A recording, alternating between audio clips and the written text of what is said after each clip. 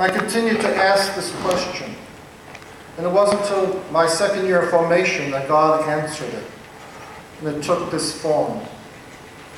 Anne-Marie and I met. We fell in love. We could have lived together. We could have had children together. And perhaps we could have had a wonderful life together. But it wasn't good enough. We had to formalize our relationship. We had to make a special commitment to one another. We had to do that through marriage. And I think that's why God was calling me to the diaconate. That was how He wanted to formalize our relationship.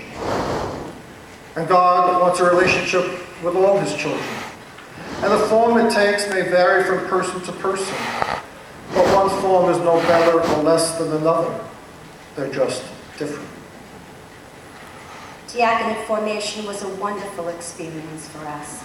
We grew so much in knowledge and spirituality. But it was also very difficult. Not in itself, but on the extra added responsibilities that we had.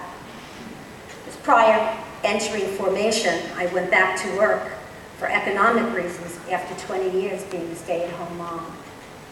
I had to take care of my parents who were both ill with cancer.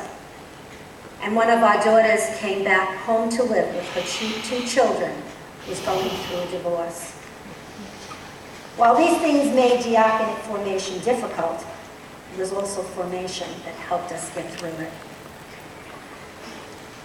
So on June 10th, in the year 2000, the year of the Great Jubilee, we had much to be jubilant about. I was ordained a deacon for the Archdiocese of Los Angeles. We will have fun.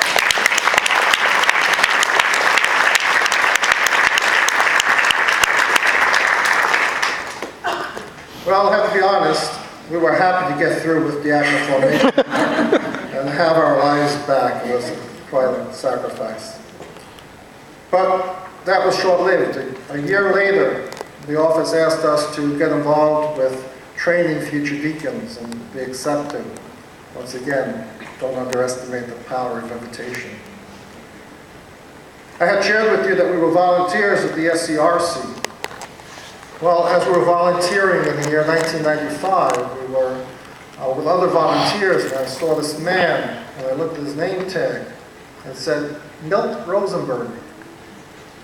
Go to Anne-Marie, and I pointed him out. Anne-Marie, being who Anne-Marie is, she marched herself right up to him, pointed at his name tag and said, what's a name like that doing in a place like this?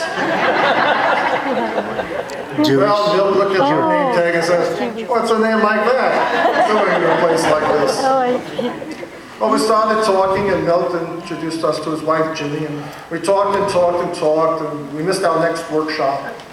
And we saw there were a lot of similarities in our lives. Anne-Marie and Ginny were both Italian Catholics, both from